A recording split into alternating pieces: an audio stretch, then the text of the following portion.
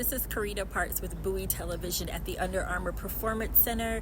It is week 15 and the Baltimore Ravens are gearing up for another tough matchup, this time against the Jacksonville Jaguars. Last season when these two teams came together, it came down to a one-point game where the Jaguars ultimately won.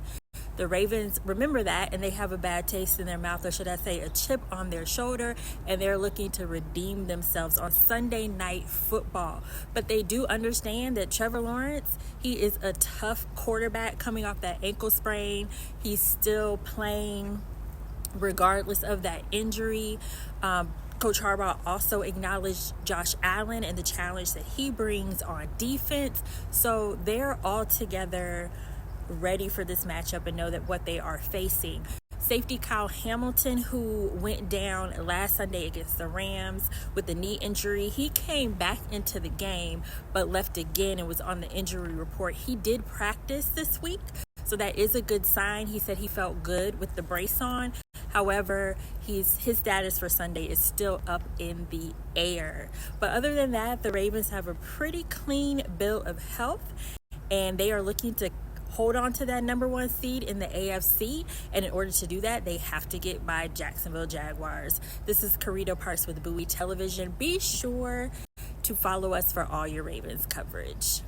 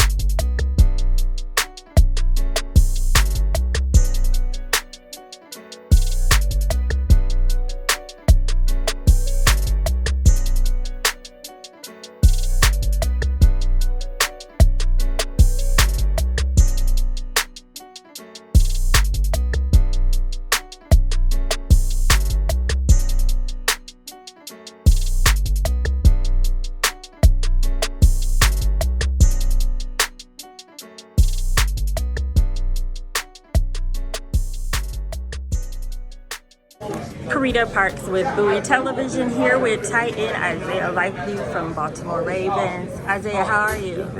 Good. Good. So we all know you've been stepping in for Mark Andrews, and there's been a lot of talk around that, but this isn't your first time having to do that. Yeah. So how did last year stepping in for him prepare you for where you are now? Really just, remaining calm, being where your feet are, and just taking it day by day, and just being where the offense needs me to be and helping out in everywhere I can. You had a pretty big game last week against the Rams. Walk us through that moment where you were wide open, waving for Lamar to get you the ball. Really just going in motion. He was. Really just going in motion, seeing it was man coverage and seeing that nobody had passed me off, and two people went to Zay, so I just jumped up trying to get Lamar's attention, knowing that man, just throw me the ball now. But he ended up seeing me, and good things happen. And I think I just recently saw where you said you're still in touch with Mark Andrews. Y'all still talk about plays, etc. But how has just having someone like him to learn from, how has that helped you? It's done wonders. Just having the best out in the NFL, in your room, and being as attentive and as outspoken as he is with me, helping me day in and day out, perfect my craft at the next level. It's tremendous. Yeah, and not to compare, but you and Mark are two very different players. So what do you bring to the table from a tight end perspective? Really just, my game is just always trying to make the first person miss when I have the ball in my hand, yards after catch, and really just being that outlet for the quarterback, being wherever I am. And the Ravens are in prime time a lot over the next couple of weeks. So what kind of stamp do you want to make, when you're on the field and have those opportunities? Really just that I belong in the NFL, and really just proving the Ravens right for drafting me undrafted when all 31 did. Thank you. Blow your face out of practice today with Malik, right? Yeah. What do you kind of see as, with him joining the team, kind of the potential he has? Oh man, he got all type of potential. Great quarterback. I seen it firsthand. When he was a freshman at Louisville, You know, I obviously had to watch some of his high school highlights because that's just what we do. You know, watching each other play football. He's, like I said, great quarterback, man. Explosive, can throw the ball anywhere on the field, make guys miss. He can do it all. Lamar, you face nothing but division leaders over the next 3 weeks. Do you like almost having like a mini playoffs before the playoffs? I like playing football, so it really don't matter. I'm just gonna have fun.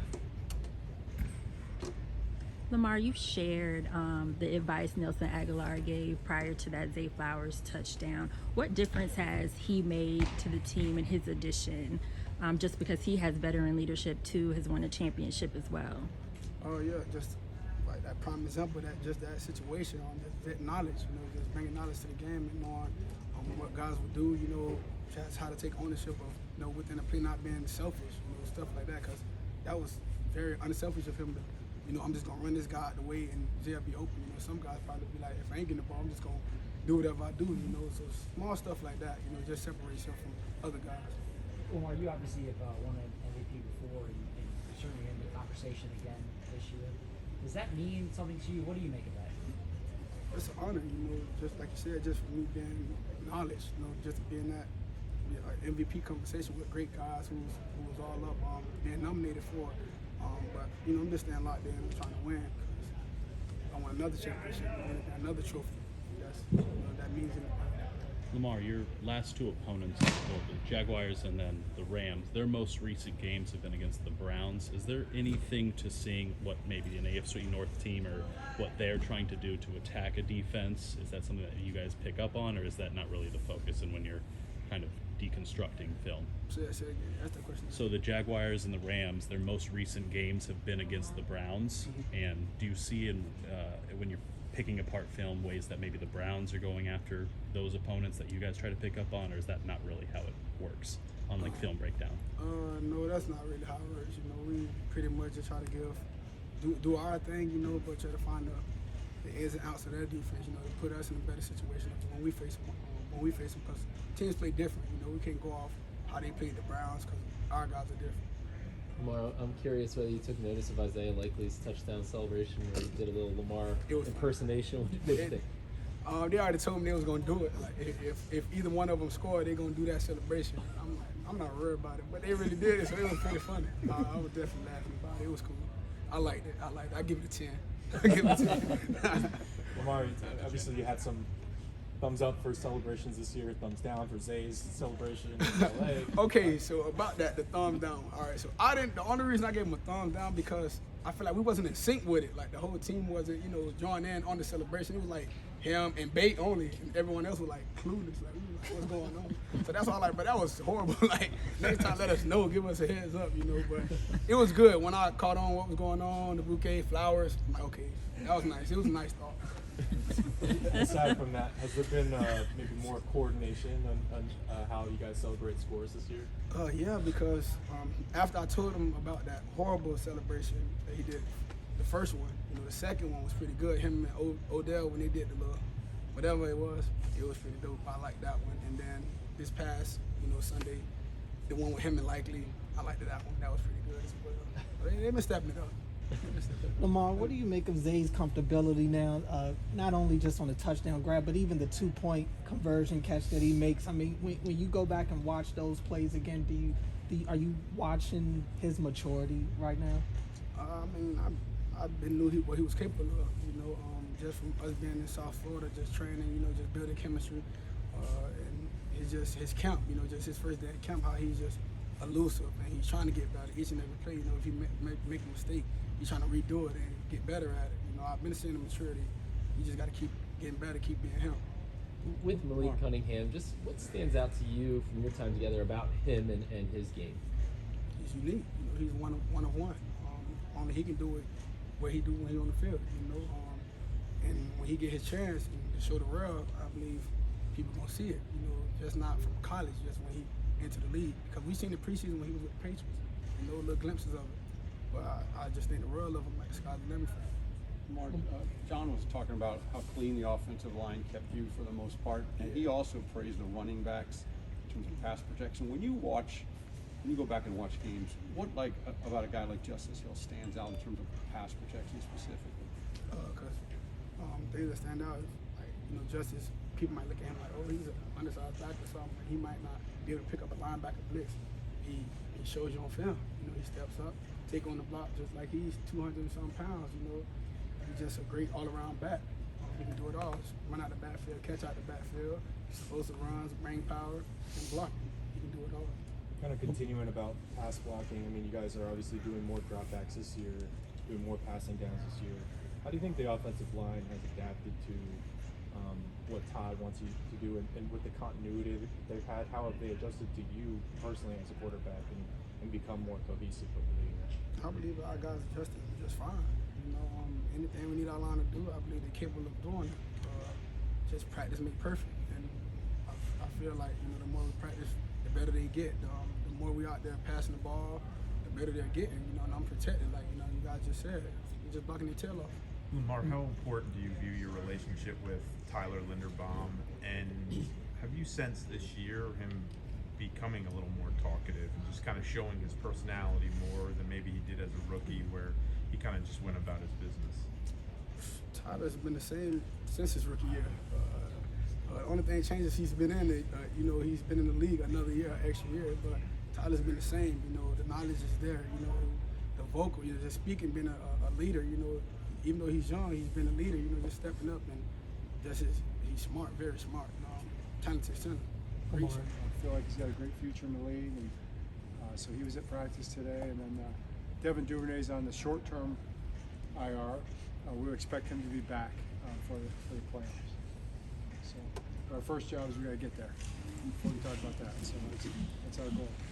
What questions you have? John, with Malik now, you have 4 quarterbacks.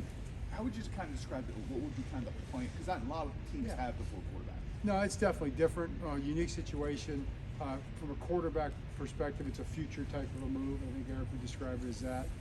So he can go practice. He was out there practicing at quarterback today early in practice, but he'll also work at wide receiver and work on special teams too. And things he was doing in New England already. That's what he's doing there as far as practicing as well. So he's a very talented person, so he'll contribute every way he can. But we'll stay with the 4 quarterbacks. That's the way we'll do it, and he'll contribute in a lot of different ways at this point in time. Coach, you saw Kyle Hamilton out there. How do you think he was moving around with that Braves on? I thought he moved pretty good. I was pretty happy to see it. He wasn't a full participant. He was out there for most of the practice, did as much as he could, and we'll see how he progresses as the week goes on. John, obviously health is a big part of this game. How impressed are you just with your team, even despite your own injury issues, to still have all 53 guys on the field today in December? Right. Yeah, that's a plus for us. We're happy about that. You know, you guys have been around here the last few years, so that's a major plus for us. So, but we've got to go out there with all of our 53 and everybody else and play our best game on Sunday to have a chance to win this game. John, you got years where you've been very aggressive on 4th and short. This year, maybe not as much in this last game. A couple situations of 4th and short, you punter or go field goal. Was that matchup based in this last game, and is the unit at a place where you feel comfortable going for 4th and short, or is there growth to be made there? Yeah, I mean, I think there's always growth to be made. I mean, so I'll say all of the above, but there was no 4th and 1s or less than 1s in this game. There were more 2 and 3s if I remember right. I have to go back and look at that. So you just take every situation as it goes in the game. How you feel about adding points and the risk in terms of making the field goal, where you're at as far as punting. I think all that goes into it. I don't think there's any grand, really, assessment compared to other years, really. Just trying to do the best we can. We definitely have confidence in our ability to get it. So we'll see what happens going forward. What do you see from Trevor Lawrence on tape? I see a really good quarterback. It's a big, broad question, Ryan. You kind of opened a lot of doors for me there. What do you think of Trevor Lawrence? I think he's really good. It's big. He can throw really good. He can run really good. What else can I say? The guy's one of the best quarterbacks in football. So that's what I see on tape. John, Justin Madubuike now, I think, has this streak of a half sack, 10 straight games. How impressive is that, especially for an interior defensive lineman? Well, is it a record? It's got to be some kind of record, doesn't it? He'll tie a record. Yeah, tie a record with one more. It'll be 11 straight. Okay, well, I'm for that. Tying the record, and I'm for beating the record. I'm for extending the record. You know, he's having a fantastic season. It's just not surprising. You know, I mean, you saw it all through the years, but I saw it in training camp. We all did, and he works hard every day. He's humble. He's determined. He's confident, and he wants to be the best player he can be. He plays for his team. There's nothing about him that isn't an A+. And to see him have that kind of success, that's awesome. John, I think Malik is a guy that, just going back for a second, that you guys have previously liked. What do you like about him, given his unique skill set in terms of, obviously you mentioned the receiver angle, part of that in terms of what he could potentially do? Yeah, it's going to be really interesting to see how he develops. I mean, he's a quarterback. Yeah. There's no doubt about that. I mean, he's here to play quarterback and develop as a quarterback, and that was kind of the future move. Down the road, that's just an opportunity. I think when you're a general manager, you've got to look for all those opportunities, and Eric he's the best, so he does that, and that's part of it. But in the meantime, he's talented enough and willing enough to help any way he can. So that's kind of how you see it. Speaking of quarterbacks, why did you decide that you wanted to ask Martin to interview for that position? Because he said he never expressly said he wanted it. And since then, when you see performances like Lamar Jackson just had, where do you see his influence, T's influence in the way he's playing? Well, I mean, T, is a quarterback coach. He's been a quarterback coach in his career. He's been an offensive coordinator. He played quarterback, obviously pretty well at Tennessee and then in college. My brother worked with him at the Raiders. So T, I've always seen T as a quarterback coach in that sense. We did a great job with the wide receivers, and when we were just looking to kind of see what we were going to do in terms of taking the step that we've taken in the off season, it just made a lot of sense to ask him to interview. And I'll say this: when he did interview for it, he did a tremendous job. I mean, really, really great job.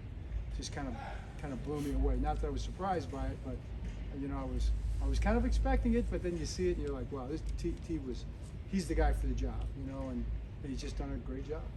John, there have been the Dolphins lost since the last time we talked to you, so you guys are in the number one spot in the conference now. I know you don't like to get ahead of yourself, but is there some excitement for the team and having that goal of the number one seed out there to chase so clearly, or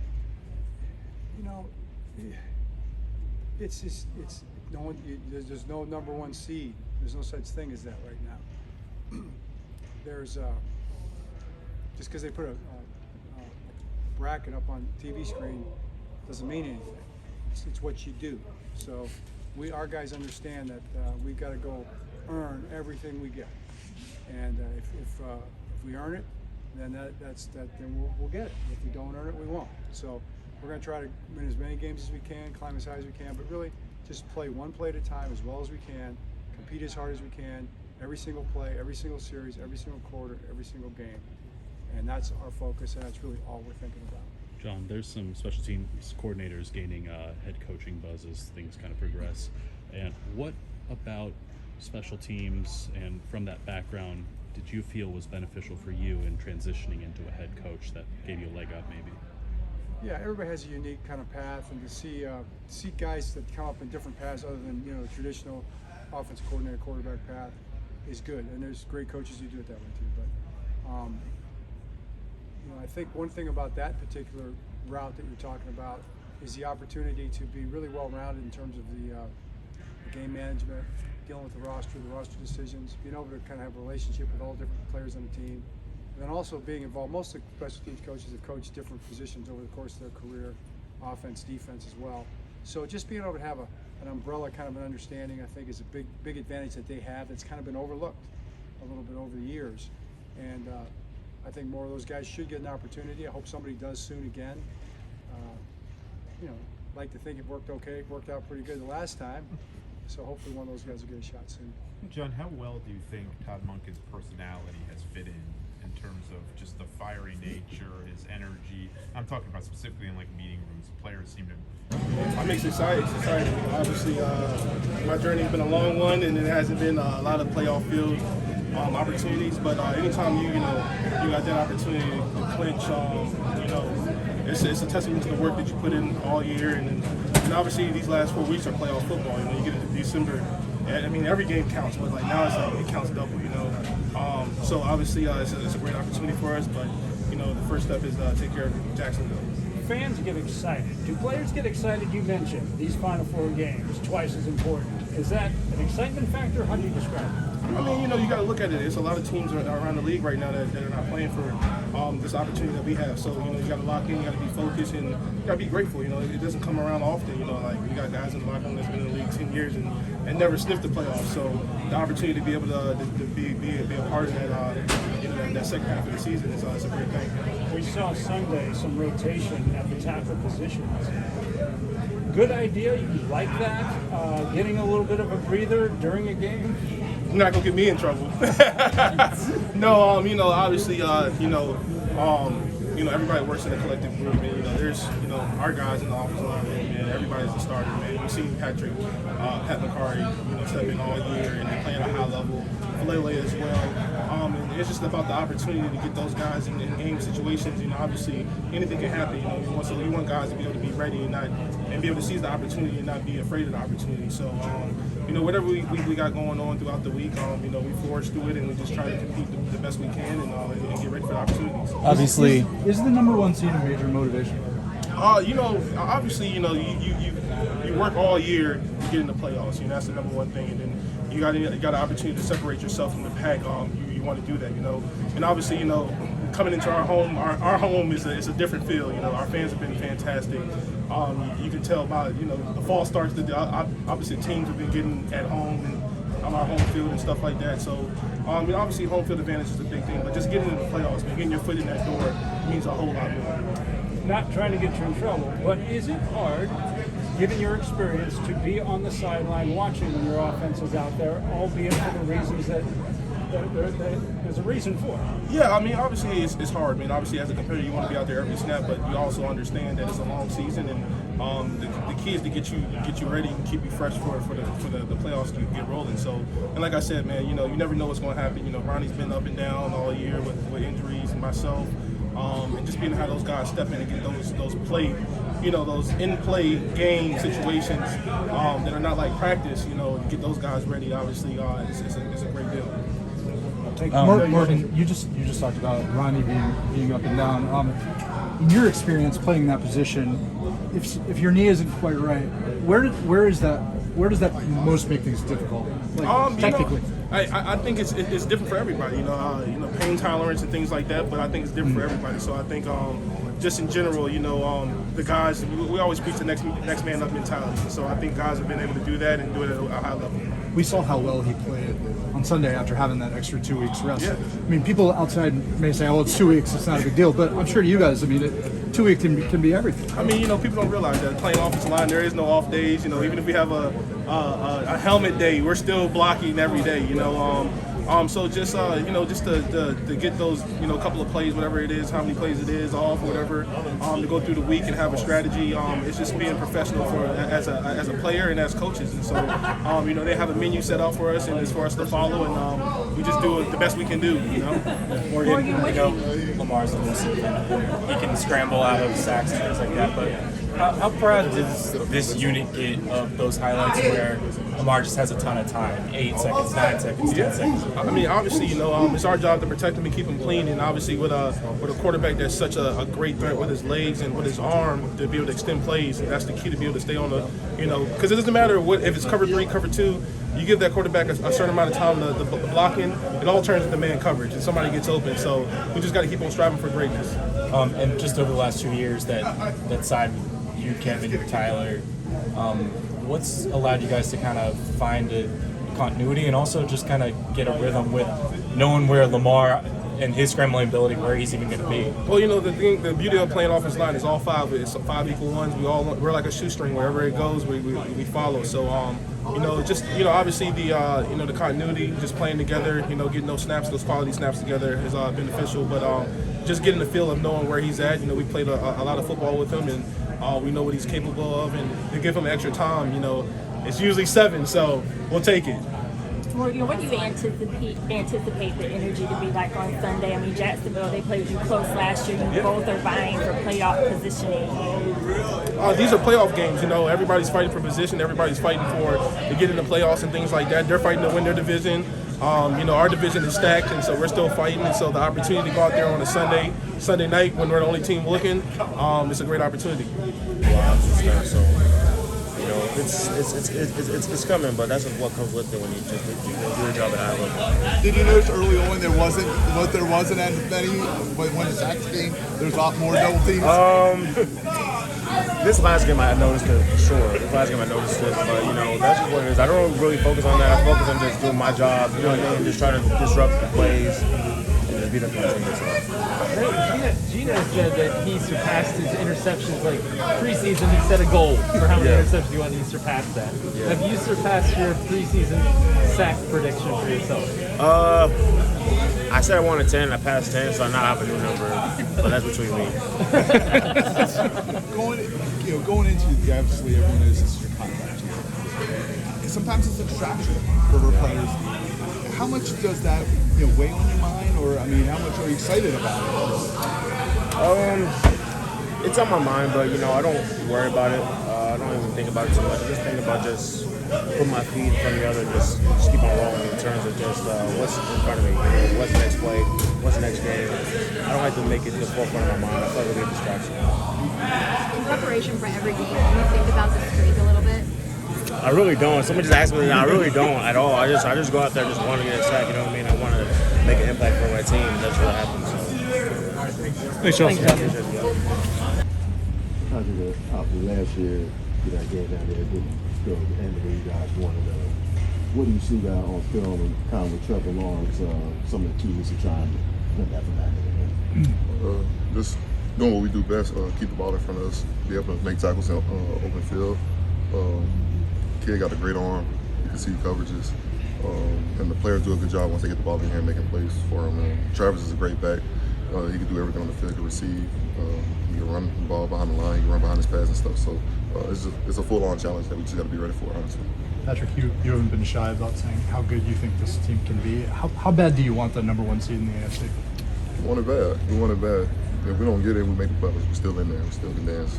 I think that's the biggest thing. As long as we have our spot in there, and everything else will take care of itself. Patrick, I know this is a high-full defense. Probably the run defense isn't where you guys want it to be. How much do you guys take that to heart, and how close do you think it is, or how easy to kind of fix some things? Yeah, we looking at every way to improve that. And honestly, it just comes down to every man owning a gap and doing the best they can. Sometimes they'll have numbers on you, and somebody got to just make a play. You have to take two gaps. So, we're looking at ways to improve that. And internally, player-wise, we all want to improve on that as well. We all talking about it ourselves. That one of us might have to go the extra mile to make a play. So that's what we got to do. We got to do it. Patrick, you guys got a bunch of guys who signed here, whether it's in the off season or even during training camp. Van Noy, Millette, Darby, Clowney. Why do you think the locker room and this team in particular is such a good fit for a lot of these guys? Why are you able to sort of integrate these guys so quickly, and these guys, a lot of them are having kind of career type years? I think what we do allows everybody just to be free and just do what they do. The best they do it. Everything that you see that we do, everybody has a certain role, a certain job, but at the same time I can do everything else and also do the other person's job. So when you got interchangeable pieces like that, where everybody can do everything, it keeps stuff moving, keep offenses guessing, and that's why everybody is performing the way they're performing. From a personality standpoint, do you think there's a sense of be yourself where guys aren't asked to kind of stifle their personalities or to change what they've been doing in the past? Definitely. Coaches not asking to change anything. They want you to be who you are. And certain stuff like setting the edge, all that stuff, obviously you got to do all that stuff. That's football. We're going to stop the run. So that's always preached. But as far as like how you rush or how you want to set a block or set the edge, you got free will at that. Hey, Patrick, obviously this defense, has proven to be, one of the better groups in the league this year. And I know, to the question earlier, you guys have a lot of pride. But you're going up against a quarterback like Lawrence and a team like Jacksonville that has a potent offense. How important is it for you guys as a defense to deliver a really strong, showing the play to the level that you're capable of? I just think that goes back to last year with the sour taste that we left in our mouth from that game last year. So we're looking to improve in every aspect of our defense. We just got to go in there, play our game, play bully football, play Ravens football. Just everybody do their job to the best of their ability. Go in there confident, go in there swinging. We just got to be us, honestly. That's all it's going to take. It's just us being bullies, us going out there and dominate.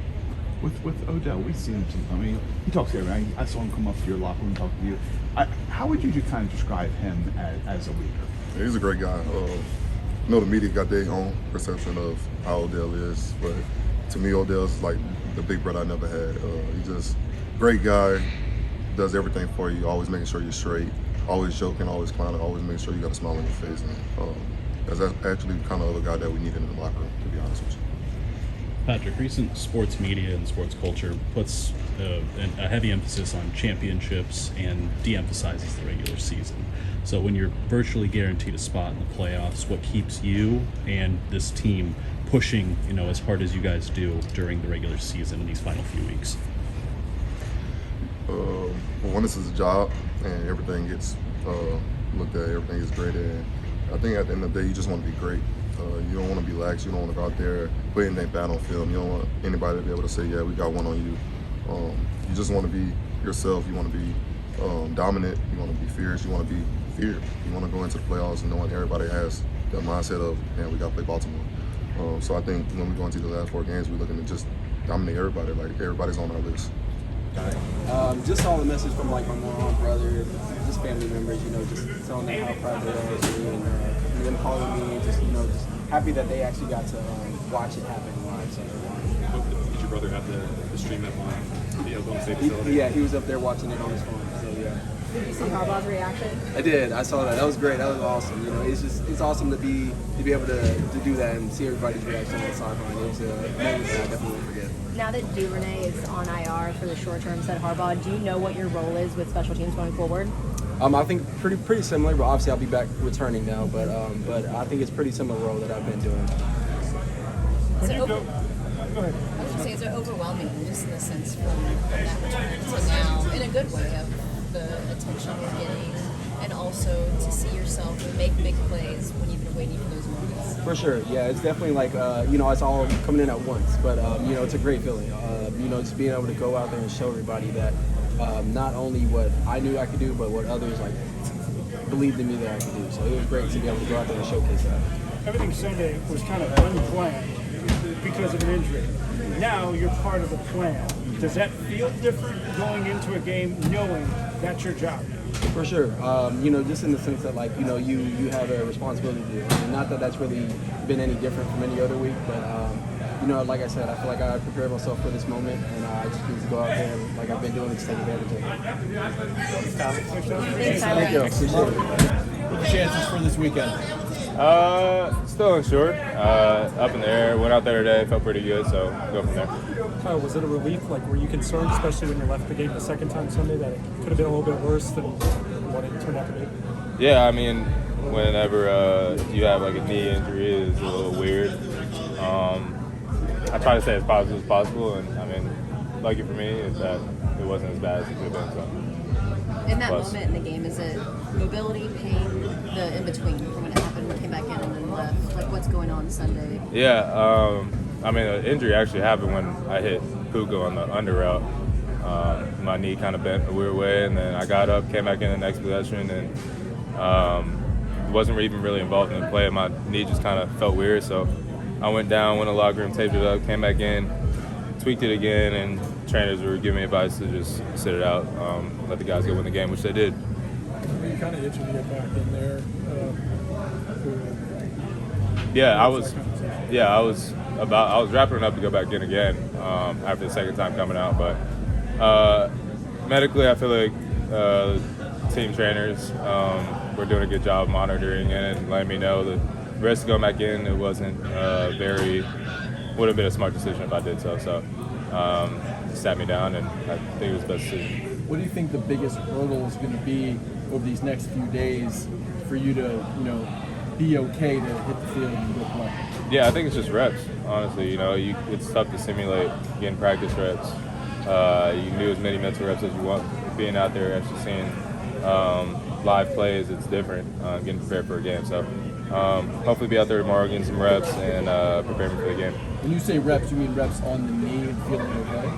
I would say just reps mentally, being able to be out there and make checks and calls against the offense that is very good, and just preparing my mind for the game. How much more comfortable you felt just this season in general with your production and the ways you've been contributing to this defense? Yeah, I think I've been doing pretty well. I feel like everybody has kind of come into their own this year as a defense, and stats are going to be what they're going to be, but I feel like if you play within our defense, you'll be able to get those stats, and I feel like there's a ton of stuff I can improve on, a ton of stuff that I haven't done as well as I wanted to, and still got a long way to go.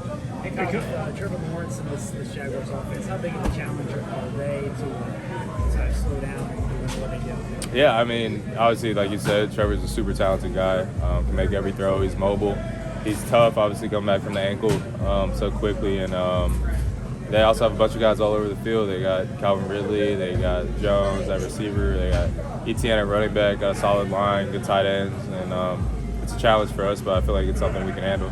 Kyle, everybody who plays football does so at the risk of injury. What's it like mentally, even to have a scare like that, where you don't know what the outcome might be, and looks like it's going to be okay? Yeah, I mean, it's a blessing that I am okay. It's nothing surgical or anything like that. Yeah, but I mean, we play collision sports. It's not a matter of if, it's when with injuries with us. So you got to go out there and play every game like it may be your last. And I feel like that a lot of guys on the team have that mentality. And when you do play that way, I feel like you're less at risk for injury because you're the hammer, not the nail. All right, thank you, Kyle. Thank you, guys. Coached Odell Beckham, previously. What do you think's been the biggest difference for him over the last month, where the production has gone way up, and it's not as though he's playing 100% of the snaps? I think health. I think he's played a big part of it. He's relatively healthy. He's able to practice. So the confidence that he has to play at a certain level, and the confidence we have to play, put him in certain situations. Did you feel like Ronnie really raised his level from 2 weeks earlier, and how critical is his performance to you getting where you need to go on? He certainly fought through. I think that it's the knee is going to continue to strengthen. And I thought he worked awfully hard last week to get to that point, and it's only going to continue to get stronger, as I just said. So certainly we need that. Certainly it's with all these teams that you play, and then you get in the playoffs, and we've got a bunch of them. From the Bengals to the Steelers to the Browns to the Chargers to where you're like, who's lining up at left end? Our left side. So it's a real challenge for anybody's left tackle. It's a real credit to Ronnie in terms of how hard he worked to keep strengthening that and how hard he's working this week. How would you kind of describe, I guess, the continuity between Lamar and Zay versus some of the other guys now versus the first couple of weeks? Well, like anything, it's just practice for us. That's all. Just the more you're around the guys that you have to have that rapport with, the connection is going to grow. The anticipation of where they're going to be, the communication, how we call it, in terms of targets. Sometimes you're trying to design things where you want the ball to go there, and sometimes the ball just finds them, just by progression. Sometimes it's not always by design, especially with a guy like Lamar.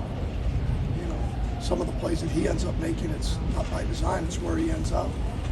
So, it might be alive. Todd, there was a lot of talk this whole season about, Lamar saying that you handed him the keys to the offense, talking about how he feels more empowered with what he can do with this offense. How often do you kind of see him changing the plays there at the line, and how do you think that has gone so far? It's been fine. Doesn't come up as often as you would think. But when it does come up, he has the authority to do that. In terms of within the scheme of what we're doing or the concept itself. Certain concepts lend more flexibility to that. I don't know if that's the right word, but lends itself to where he has the ability to change things. But most of the time we work through that during the week in terms of what he likes and doesn't like. there's not one concept that if Lamar doesn't like, we don't run it. I mean, I ask him as the week goes on, depending on it, could be a shot, could be a quick game, could be anything that's in there. Like, let's go through them. Do you not feel comfortable with this? And if you don't, then we take it out. We don't need more plays. We need to execute better. Todd, the increase in deep shots against the Rams, how much of that was by virtue of the opponent you were facing and just seeing opportunities for that versus coming out of the bye and seeing your offense in a better position to take more of those shots? Sometimes it just presents itself. Sometimes you have those called in other games and the ball doesn't find that spot. Ends up a check down, or ends up you have a breakdown in protection. So to the naked eye, may feel like we took more shots, and I'd have to go back and look at it, but we certainly have the same amount within reasons each game. When you're looking at screens, get the ball out, rhythm throws, movements, play actions, and drop backs, we try to stay within a certain window the best we can. Certain games go another way than others, Like I said, sometimes the ball finds it, I mean, did we go into the game anticipating that many throws? No. Did we anticipate 2 lengthy 2-minute drives that are going to skew that are going to make it look a little bit more like, that we were throwing it more often? We were a little bit, but not to that extent. We had 18 plays till we had that 12th play before halftime. So sometimes by design and sometimes by protection, coverage, allows itself, for the ball to find it. Some of the other plays when Lamar moves around, it lends itself to that. What could be gained by a drive like the one late in regulation where you needed to score and now you got to get 2 after that, just even from a confidence standpoint, to do that in a key spot? Well, first of all, I think Lamar he's already very confident in his ability. And I don't mean that overconfident. He loves playing football. He's one of the rare guys I've been around. There's guys that like football. He loves football. He loves to play. So those moments never get too big for him, ever. From what I've seen, I should never say that, Ellen. What about 13 games? Hell, it should never.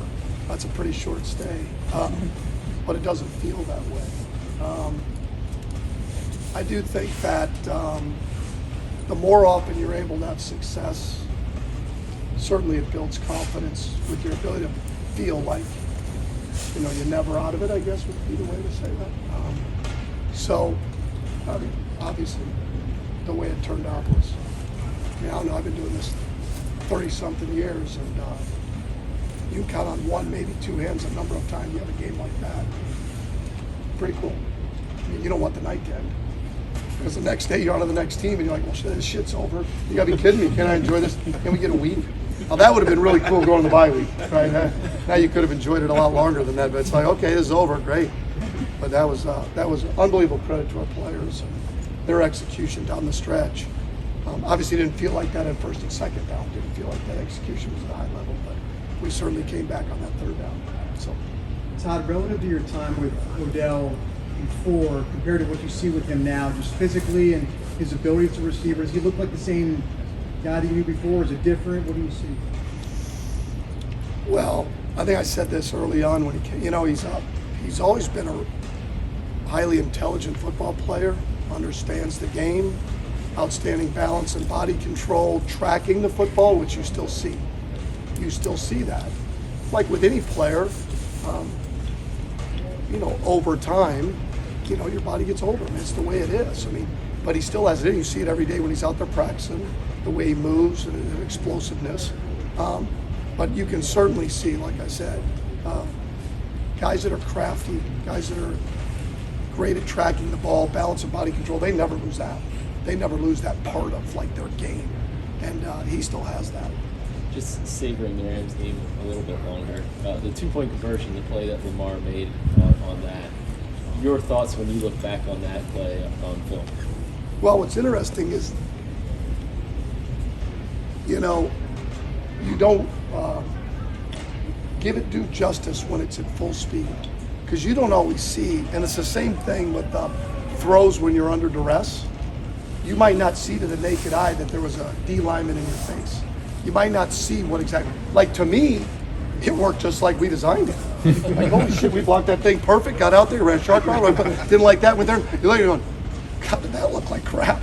And he made a hell of a play. Him and Zay, like, I'm serious. With naked eye, you're all fired up. Hey, we ran this. And you look back and go, huh, I guess could have run anything. He just ran around and made a play. I mean, and I'm joking, but there's some of that, was really good route by Zay. And, we got a little loose with the protection. Then he had to step up there and, and I've been on the other side of that where you don't get the 2-point conversion and they go down and kick a field goal. And that was the difference, that margin right there. Wow, what a tremendous play by both those guys. And, obviously it was a big part of us. We ended up winning the game. It's just the way it is. Yeah.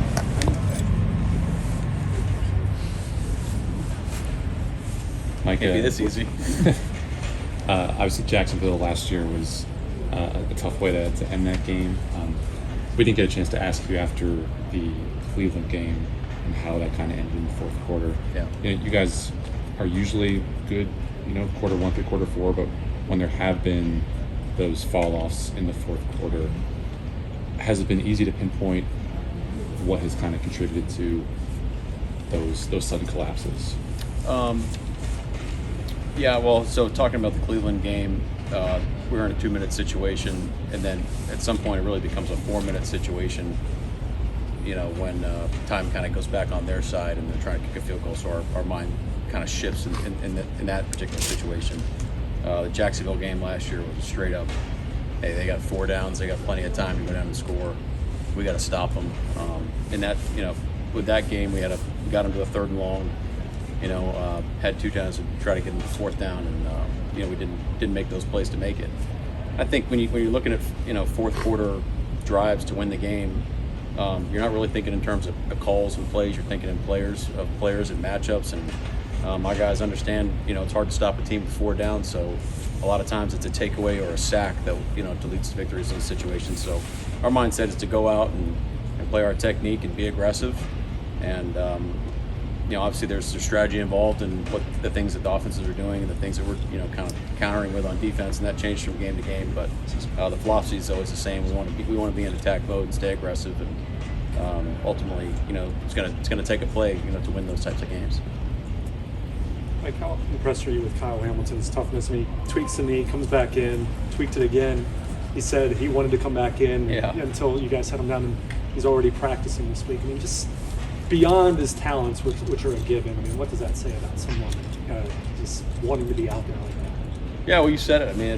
He's a tough guy, and I think talking to him about what he was thinking through the situation, it was a funny story to hear about it, because it was the play before where he hit, he tackled the crosser, and then come back, didn't really realize it was banged up until later. Probably had some adrenaline going in that situation, but yeah, he's a tough dude. With Trevor Lawrence, obviously his ability to run is something to monitor. He was coming off the ankle injury before. When you look back at the film, did you see a quarterback that can still very much hurt you with his legs, and that's something you have to focus on this week? Yeah, definitely. Wouldn't have guessed that he hurt his ankle, the week prior. So just like we're talking about with Kyle, obviously a tough player, and willing to stand in there and take hits and make throws and try to extend plays, and even doesn't slide much down the field either, but very competitive player, very tough. Definitely speaks to the type of guy he is, coming back so quick and not really showing any signs of weakness. Like during the bye week, John Harbaugh said he's not at all concerned about the run defense. Sunday, obviously the second half he shut down the run game. The first half he probably gave it more. Like, where is that run defense at? Do you have any concerns? And how do you see the need for improvements there? Down this home stretch. I'm not going to call it a concern, but absolutely an area for improvement. It goes with every aspect of the defense, right? You're always evaluating it. We're doing it in game, making adjustments of front structure. We're going to play personnel groups. The Rams are a little unique in how they, in terms of what we've seen throughout the year. So making sure we're playing the plays that we need to be able to play, and then and you turn the tape on. So a lot of it is we're not calling different things throughout the game, but how we're playing the plays, and guys getting used to it. There's something to be said about that.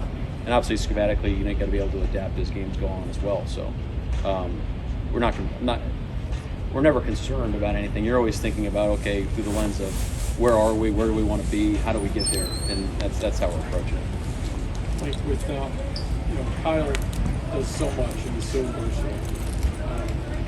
If he's not on the field, does that affect you at all schematically? I mean, I guess what's the difference between having him and the guy who's not on?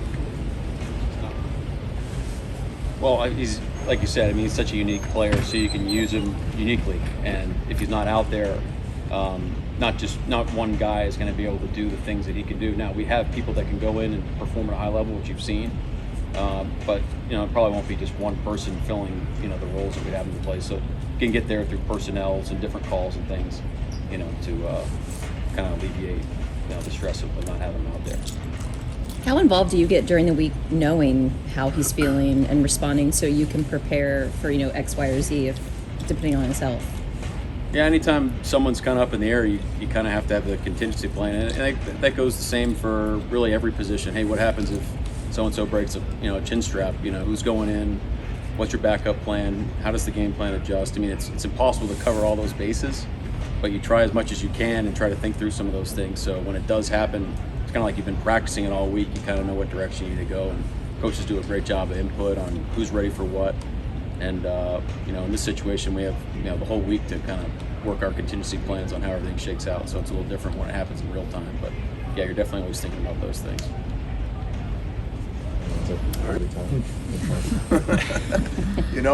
That's a good question. One of the things, man, I think just a lot of things have to happen. A lot of things have to go right in order for those things to happen, right? You got to get the ball. You got to get the right punt, and then you got to take care of the gunners, right? You take care of the gunners, and then you take care of the guys covering down the field legally with good blocks. Good attention to details, and then you got to have the returner back there. Make a guy miss it, go the distance. That's really how it's done. If those things could happen all the time, I'd be happy. There was a lot. I mean, obviously, a lot happened for Tyler in that game with the offsides, and then he kind of has to come in for Devin. What were your conversations like? And he said he was really hard on himself. Were you sensing that? Were you trying to bring him out of that?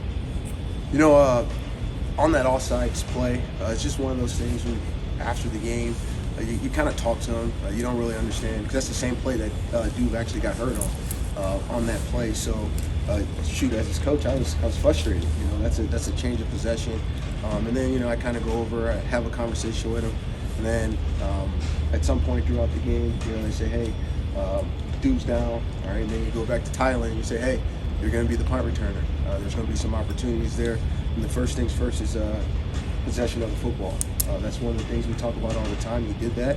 And then from there, it's just let his natural football ability take over. I mean, he's got that, right? He's a good receiver. Once he gets the ball in his hands, all those guys have capability of making those kind of plays.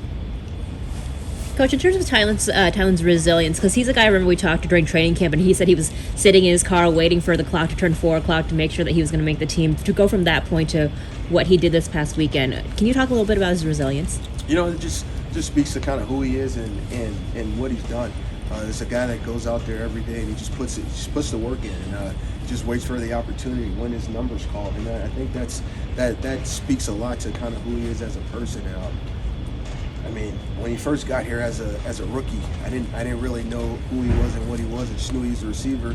We put him out there, as a young guy, and he played gunner and he made plays. So just speak back to all those plays he's made. I mean, this is just the one that got in the end zone, this big return, right? But Tylen's been making plays for us really since he's got here as a special teamer. Harbaugh said that was a long run all the way down there to the end zone, and we saw you in the camera running right along there with him. Did you feel that too? Oh, I definitely felt it. My adrenaline was going. I got all the way down to that huddle. I started to cramp up a little bit, and then I realized, I got to get back. Chase is on the other side. Chase was one of my teammates in New York, so I had to go down there, shake his hand. But it's all love. Those are really the plays that we look for, the plays that we aim for. I talk about. It's easy to go out there and have good plays. We've had good plays this year, but those are the great plays. I always talk about the return game. The plays that score are the great plays. But we've had a lot of good ones, and we finally got us a great one on Sunday. I'm just looking forward to going back out there and continue to try to build on that. For you, is that the most exhilarating moment of your coaching career? How does that compare to your playing careers? Is that the best moment of your careers? That is the best moment of my coaching career, by far. To win the game in that fashion, as a coach, you're so excited for the guys first, and then as a coach, you sit back and you think about how much time, Randy, TJ, Sam, and I, and Harbaugh when he's in there, how much time we put in there just working and trying to come up with ways to score for great plays to happen, and the attention to details in that situation. But that was definitely the best one as a coach, for sure. All right, thank you, Coach. For sure.